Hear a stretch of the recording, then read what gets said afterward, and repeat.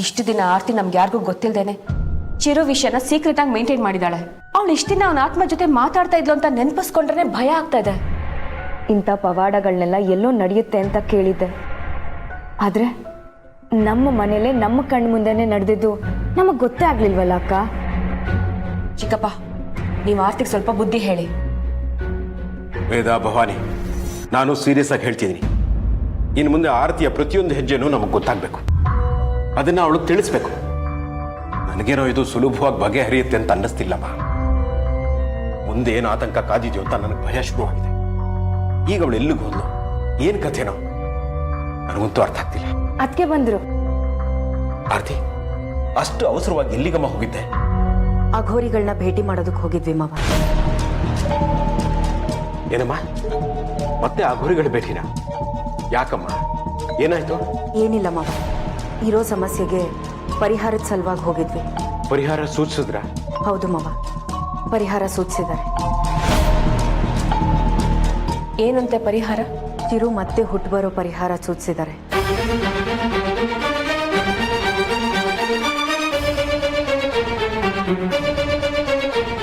ಹೇಗೆ ಸಾಧ್ಯ? ಅದಕ್ಕೆ ನಿಮ್ಮ ಮೆಡಿಕಲ್ ರಿಪೋರ್ಟು ಸಾಧ್ಯ ವೇದ.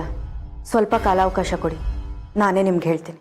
ಒಂದು ನಿಮಿಷ ಅಮ್ಮ, ಕಾಲಾವಕಾಶ ಯಾಕೆ ಬೇಕು? ಇರೋದೇ 1 ವರ್ಷ ಅಂತ ಅಘೋರಿಗಳು ಹೇಳಿದಾರಲ್ವಾ, ಮತ್ತೆ ತಳ್ಳೋದ್ರಲ್ಲಿ ಏನಮ್ಮ ಅರ್ಥ? ಕೋಪ ಮಾಡ್ಕೋಬೇಡಿ ಮಾವ. ಇಲ್ಲ ಮಾರ್ತಿ, ನೀನು ನಡ್ಕೋತಾ ಇರೋದು ನನಗೆ ಸರಿ ಕಾಣ್ತಾ ಇಲ್ಲ. ಇದುವರೆಗೂ ನಡೆದಿದ್ದನ್ನೆಲ್ಲ ನಾವು ಮರ್ತು ಬಿಡ್ತೀವಿ. ಹಿಂದೆ ನೀನು ಮಾಡಿರೋ ತಪ್ಪನ್ನ ಹೆತ್ತು ಕರಳು ಕುರುಡು ಪ್ರೀತಿಗೆ ಬಿದ್ದು ಮಾಡಿದ ತಪ್ಪು ಅಂತ ಕ್ಷಮಿಸ್ತೀವಿ. ಆದ್ರೆ ಇನ್ನು ಮುಂದೆ ನಿನ್ನ ಪ್ರತಿಯೊಂದು ಹೆಜ್ಜೆನೂ ನಮಗೆ ಗೊತ್ತಾಗಬೇಕು. ನಾನು ಕಂಡೀಷನ್ ಆಗಿ ಮಾತಾಡ್ತಿದ್ದೀನಿ ಅಂತ ನೀನು ಅನ್ಕೊಂಡ್ರು ಪರವಾಗಿಲ್ಲಮ್ಮ. ನಿನ್ನ ಮತ್ತು ಮನೆಯವರ ಹಿತದೃಷ್ಟಿಯಿಂದ ನಾನು ಹೀಗೆ ಮಾತಾಡಬೇಕಾಗಿದೆ. ಚಿರು ಆತ್ಮ ನಮ್ಮ ಮನೆಗೆ ಬಂದಿದ್ದು ಮೊದಲೇ ಗೊತ್ತಾಗಿದ್ದಿದ್ರೆ ಅದಕ್ಕೆ ಯಾವತ್ತೂ ಪರಿಹಾರ ಕಂಡ್ಕೋಬಹುದಾಗಿತ್ತು. ಅದು ಗೊತ್ತಾಗದೆ ಹೋಗಿದ್ರಿಂದಾನೆ ಇಷ್ಟೆಲ್ಲ ಫಜಿತಿ ಆಗಿತ್ತು. ಇನ್ ಮುಂದೆ ಹಾಗಾಗೋದು ಬೇಡಮ್ಮ. ಕ್ಷಮಿಸಿ ಮಾವ. ಕ್ಷಮಿಸ್ಬಿಡಿ ಅಂತ ಕೇಳೋದು ದೊಡ್ಡದಲ್ಲಮ್ಮ. ಮುಂದೆ ಈ ರೀತಿ ತಪ್ಪಾಗಬಾರ್ದು ಅಂತ ಹೇಳ್ತೀನಿ.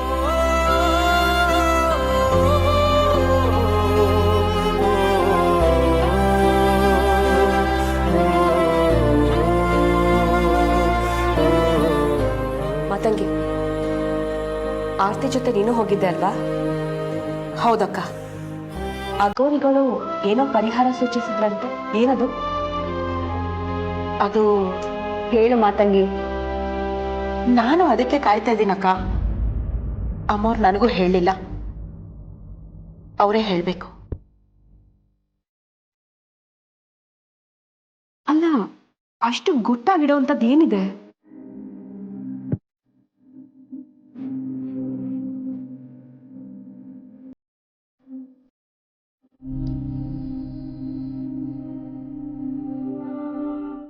ನಿನ್ನ ಈಗಂತೂ ಏನೂ ಪ್ರಯೋಜನ ಇಲ್ಲ ಕಣ.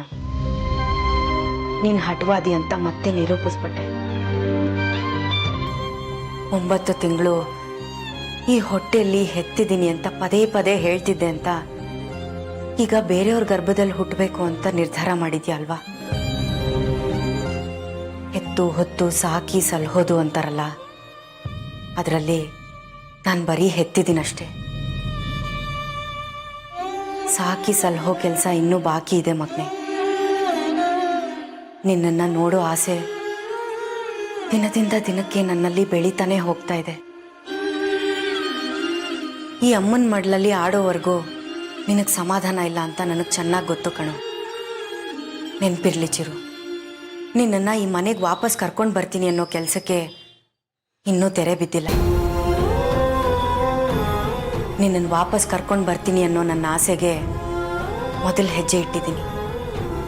ಮುಂದಿಂದು ನಿನ್ನ ಜನ್ಮ ಜನ್ಮದ ಅನುಬಂಧಕ್ಕೆ ಬಿಟ್ಟಿದ್ದು.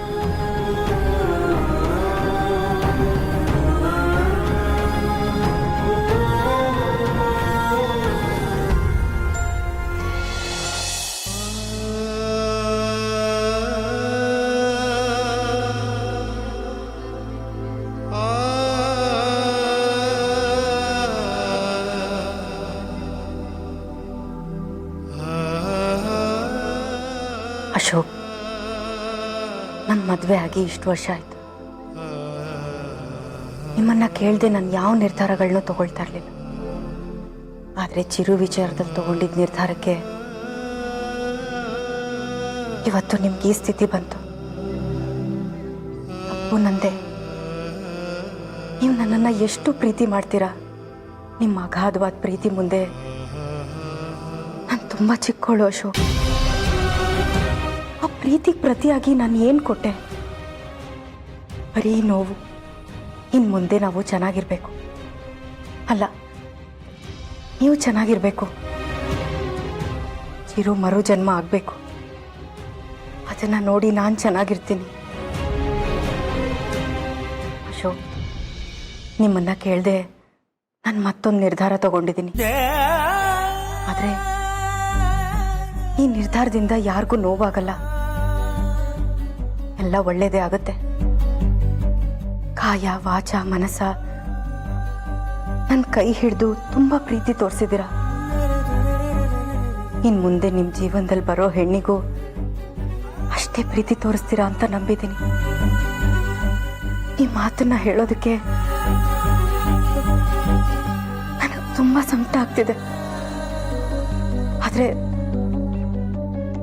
ನನ್ನ ಮುಂದೆ ಈ ದಾರಿ ಬಿಟ್ರೆ ಬೇರೆ ಯಾವುದು ಕಾಣಿಸ್ತಿಲ್ಲ.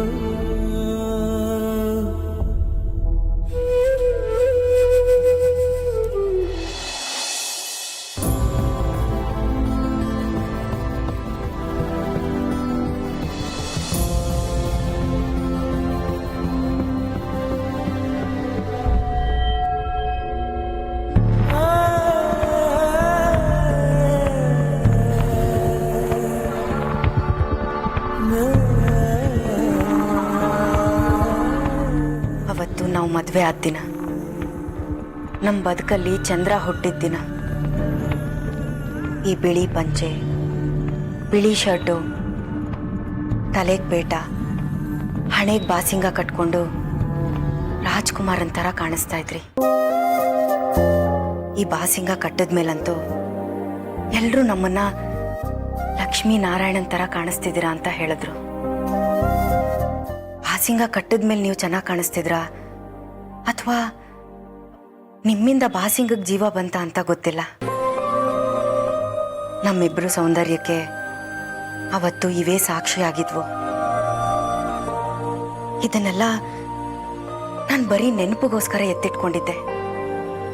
ಆದರೆ ಇದಕ್ಕೆಲ್ಲ ಮತ್ತೆ ಜೀವ ಬರುತ್ತೆ ಅಂತ ಅಂದ್ಕೊಂಡಿರ್ಲಿಲ್ಲ. ಇವು ಮತ್ತೆ ಮಿಂಚಬೇಕು, ಅದೇ ನನ್ನ ಆಸೆ. ನಾನು ಲಕ್ಷ್ಮಿ, ನೀವು ನಾರಾಯಣ. ಪದ್ಮಾವತಿ ಬರೋದೊಂದೇ ಬಾಕಿ.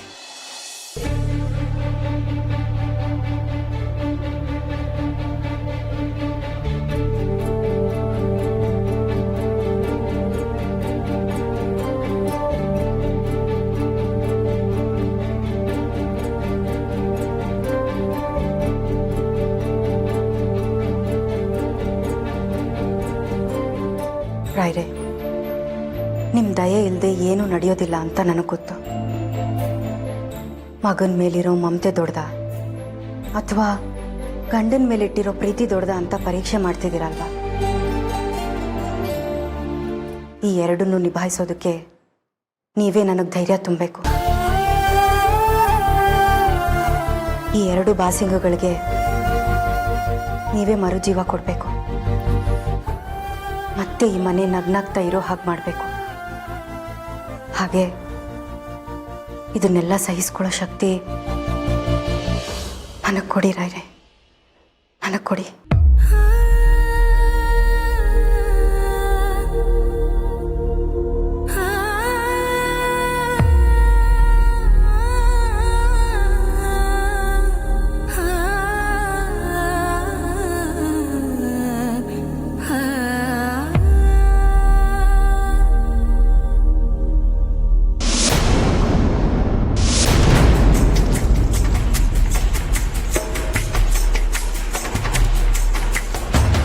ಇಷ್ಟೊತ್ತಲ್ಲಿ ದೇವ್ರ ಮನೇಲಿ ಏನು ಮಾಡ್ತಿದ್ಯಾ ಆರತಿ? ಅದಕ್ಕೆ ಅದು ದೀಪ ಹಚ್ಚೋಣ ಅಂತ ಬಂದೆ. ರಾತ್ರಿ 10 ಗಂಟೆಗೆ ದೀಪ ಹಚ್ಚುವಂಥ ವಿಶೇಷತೆ ಏನಿದೆ? ವಿಶೇಷ ಅಂತ ಏನೂ ಇಲ್ಲ, ಅದಕ್ಕೆ ಹಚ್ಚಬೇಕು ಅಂತ ಅನ್ನಿಸ್ತು, ಅದಕ್ಕೆ ಹಚ್ಚಿದೆ ಅಷ್ಟೇ. ನನಗೆ ತುಂಬ ನಿದ್ದೆ ಬರ್ತಿದೆ, ನಾನು ಹೋಗಿ ಮಲ್ಕೋತೀನಿ. ಗುಡ್ ನೈಟ್ ಅದಕ್ಕೆ.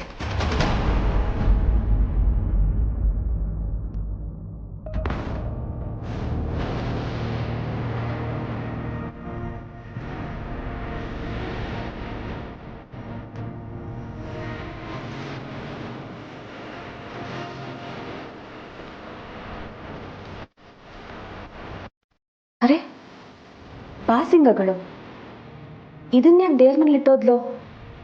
ಈಗ ನೋಡ್ದಿಕ್ಕೆ ಹಳೆದಾಗ ಕಾಣಿಸ್ತಾ ಇದೆ. ಮೋಸ್ಟ್ಲಿ ಆರತಿ ಅಶೋಕ್ ಮದುವೆದಿರ್ಬೋದಾ?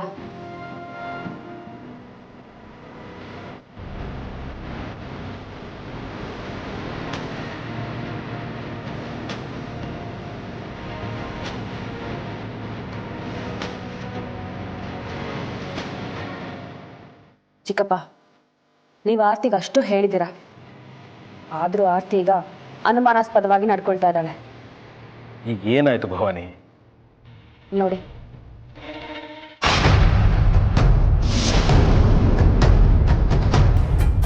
ಬಾಸಿಂಗ ಅಲ್ವಾ? ಹೌದು ಚಿಕ್ಕಪ್ಪ, ಬಾಸಿಂಗ. ಇಷ್ಟು ರಾತ್ರಿಲಿ ಇದನ್ನು ತಗೊಂಡು ಹೋಗಿ ದೇವ್ರ ಕೋಣಲ್ಲಿ ಇಟ್ಟಿದ್ಲು. ಅಂದ್ರೆ ಇದು ಅವಳು ಮದುವೆಗೆ ಬಳಸಿದ ಬಾಸಿಂಗ ಅಲ್ವಾ? ಹೌದು ಚಿಕ್ಕಪ್ಪ, ಅವಳು ಮದುವೆದು ಅಂತ ಅನಿಸ್ತಾ ಇದೆ. ಏನಾಗಿದೆ ಇವಳಿಗೆ? ಅದನ್ನು ತಗೊಂಡು ಹೋಗಿ ದೇವ್ರ ಮನೇಲಿ ಯಾಕೆ ಇಟ್ಟಿದ್ಲು? ಅದು ನನಗೂ ಗೊತ್ತಾಗ್ತಾ ಇಲ್ಲ. ಹೇಳಿದ್ದಕ್ಕೆ ದೇವ್ರಿಗೆ ದೀಪ ಹಚ್ಚಕ್ಕೆ ಬಂದೆ ಅಂತ ನನ್ನ ಹತ್ರನೇ ಸುಳ್ಳು ಹೇಳ್ತಾಳೆ. ಛೇ, ಸುಳ್ಳು ಹೇಳ್ತಿದ್ದಾಳೆ.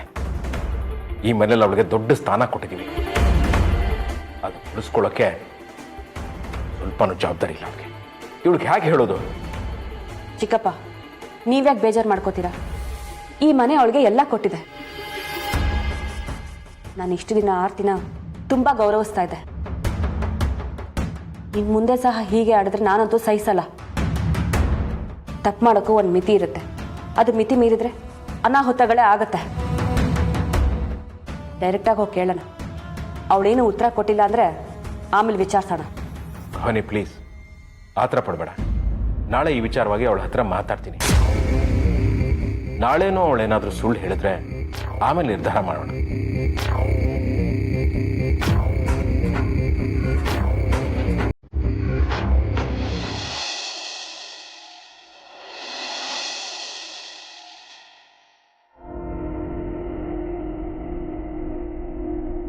ಅಶೋಕ್, ಅಶೋಕ್, ಅಶೋಕ್,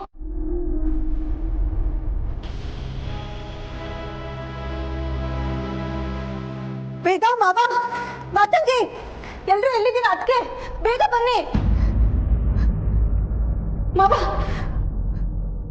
ಏನಾಯ್ತು ಆರ್ತಿ? ಅಶೋಕ್ ಕಾಣಿಸ್ತಾ ಇಲ್ಲ.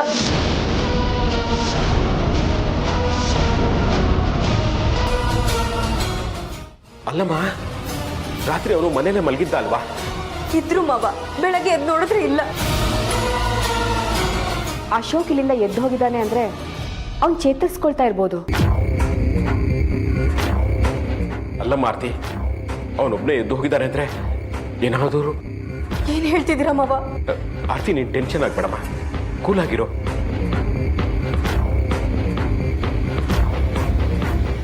ರಾತ್ರಿ ರೂಮ್ ಲಾಕ್ ಮಾಡ್ಕೊಂಡಿದ್ರಲ್ವಾ? ಅದು ಇಲ್ಲ ಅನ್ಸುತ್ತೆ ಮಾವ. ಏನಮ್ಮ ನೀನು ಮಾತಾಡ್ತಿರೋದು? ಅವ್ನು ಮೊದಲೇ ಪೇಷಂಟು, ಹುಷಾರಾಗಿರ್ಬೇಕಲ್ವಾ? ನೋಡಿ, ಮೊದಲು ಮನೆಯಲ್ಲೆಲ್ಲ ಹುಡುಕಾಡೋಣ, ಆಮೇಲೆ ಏನು ಮಾಡಬೇಕು ಅಂತ ಯೋಚನೆ ಮಾಡೋಣ. ಏನಾಯ್ತು? ಯಾಕೆಲ್ರು ಇಷ್ಟೊಂದು ಆತಂಕದಲ್ಲಿದ್ದೀರಾ? ಮಾತಂಗಿ, ಅಶೋಕ್ ಕಾಣಿಸ್ತಾ ಇಲ್ಲ. ರೂಮಲ್ಲಿದ್ದ ಅಶೋಕ್ ಇದ್ದಕ್ಕಿದ್ದಾಗೆ ಕಾಣೆ ಆಗಿದ್ದಾನೆ. ಅಯ್ಯೋ, ಅದಕ್ಕೆ ಇಷ್ಟೊಂದು ತಲೆ ಕೆಡಿಸ್ಕೊಂಡಿದ್ದೀರಾ? ಅಶೋಕ್ ಅಣ್ಣ ಎಲ್ಲಿದ್ದಾರೆ ಅಂತ ನನಗೆ ಗೊತ್ತು. ಬನ್ನಿ ನನ್ನ ಜೊತೆಲಿ. ಎಲ್ಲಿಗೆ? ಬನ್ನಿ ಅಕ್ಕ, ಬನ್ನಿ.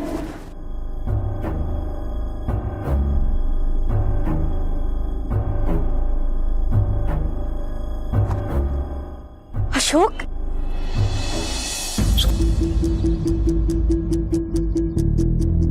ಅಶೋಕ್, ಇಲ್ಲಿವರೆಗೂ ನೀನೊಬ್ಬನೇ ನಡ್ಕೊಂಬಂದ್ಯಾ? ಅಶೋಕ, ನೀನ್ ಸರಿ ಹೋದ್ಯೇನೋ? ಹುಷಾರಾಗಿದ್ಯಾ? ಅಣ್ಣ ಮಾತಾಡೋ.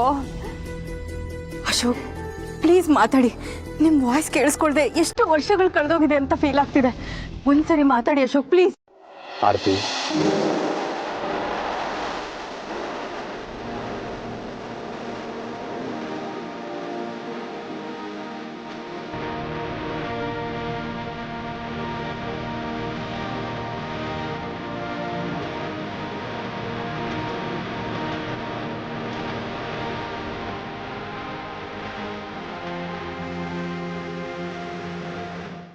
ಯಾಕಾರ್ತಿ ನಾನು ಮಾತಾಡಿದ್ ನಿನ್ಗೆ ಇಷ್ಟ ಆಗದೆ ಹೇಳ್ತಾ ಇದೆಯಾ?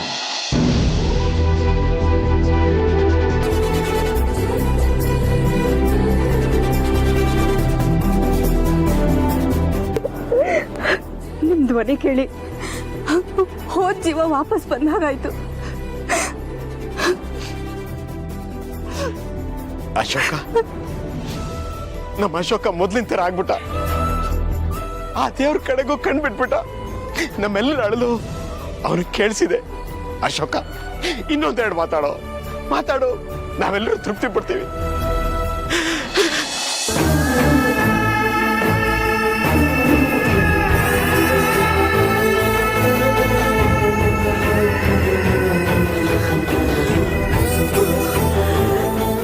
ಅಶೋಕ್, ಅಕ್ಕ,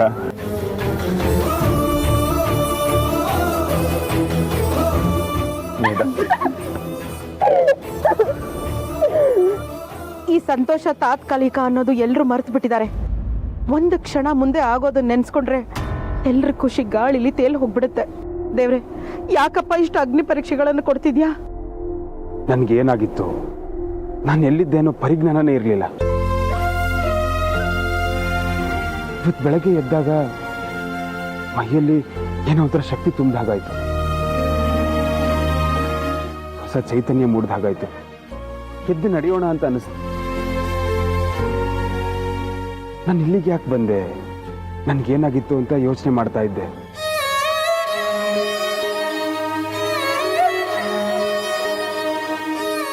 ಆ ಮನೇಲಿ ನಡೆದ ಕೆಟ್ಟ ಘಟನೆಗಳೆಲ್ಲ ನೆನಪಾಗ್ತಾ ಇತ್ತು. ಅಶೋಕ, ಹಳೆದನ್ನೆಲ್ಲ ಮರ್ತು ಬಿಡಪ್ಪ. ನೋಡ, ನಿನ್ಗೆ ಹೊಸ ಜೀವನ ಶುರುವಾಗ್ತಿದೆ ಕಣ.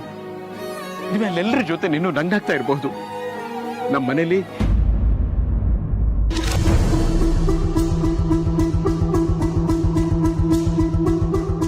ಏನಾಯ್ತು ಚಿಕ್ಕಪ್ಪ?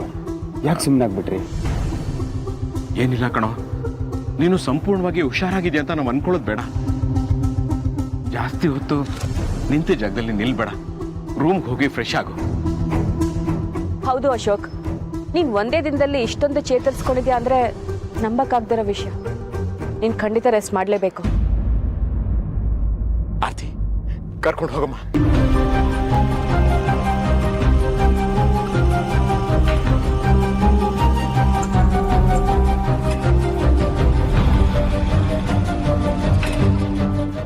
ಚಿಕ್ಕಪ್ಪ, ನಮ್ಮ ಶ್ರೀಕೃಷ್ಣ ಮಹಾಭಾರತದಲ್ಲಿ ಹೇಳಿದ ಹಾಗೆ ಈ ಸಮಯ ಹೆಚ್ಚು ಕಾಲ ಉಳಿಯೋದಿಲ್ಲಮ್ಮ. ಅದನ್ನ ಸುಖವಾಗಿದ್ದಾಗ್ಲೂ ಕಷ್ಟದಲ್ಲಿದ್ದಾಗ್ಲೂ ನೆನಪು ಮಾಡ್ಕೋಬೇಕಂತೆ. ಹಾಗೆ ಈ ಖುಷಿ ಅನ್ನೋದು ಕೂಡ ಹೆಚ್ಚು ಕಾಲ ಉಳಿಯೋದಿಲ್ಲ ಅನ್ನೋದು ಸರಿಯಾಗಿ ಹೊಂದುತ್ತೆ. ಹಾಗೆಲ್ಲ ಯಾಕೆ ಅನ್ಕೋಬೇಕು ಪಪ್ಪ? ಈ ಕಷ್ಟಗಳು ಕೂಡ ಹೆಚ್ಚು ಕಾಲ ಉಳಿಯೋದಿಲ್ಲ ಹಾಗಂತ ಭಾವಿಸೋಣ. ಅದಕ್ಕೆ ದೊಡ್ಡ ಪವಾಡನೇ ಆಗ್ಬೇಕು ಮಗಳೇ.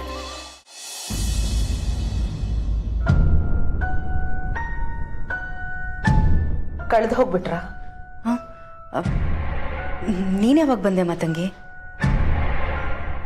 ನಿಮ್ ಗಂಡನ್ನ ಕಣ್ತುಂಬ ನೋಡ್ತಾ ಆನಂದ ಪಡ್ತಾ ಇದ್ರಲ್ಲ, ಆಗ್ಲೇ ಬಂದೆ. ಅಶೋಕಣ್ಣ ಹುಷಾರಾಗ್ತಿದ್ದ ಹಾಗೆ ನಿಮ್ಮ ಮುಖದಲ್ಲಿ ಎಷ್ಟು ಆನಂದ ಇದೆ ಗೊತ್ತಾ?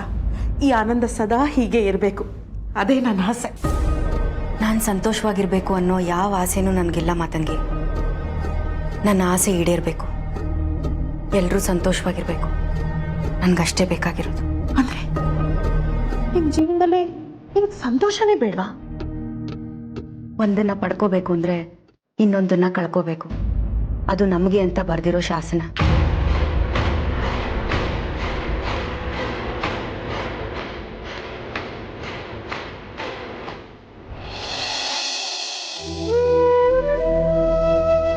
ಆರ್ತಿ, ಇನ್ನು ಎಷ್ಟು ದಿನ ಬೇಕಮ್ಮ ಪರಿಹಾರದ ಗುಟ್ಟನ್ನ ರಟ್ ಮಾಡೋದಕ್ಕೆ?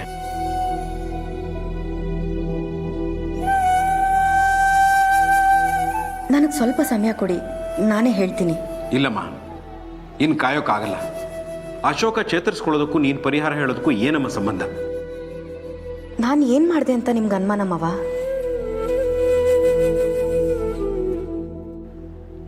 ನೋಡಿ, ಇದು ನಿಮ್ಗೆಲ್ಲಿ ಸಿಕ್ತು? ನಾನೇ ಕೊಟ್ಟಿದ್ದು.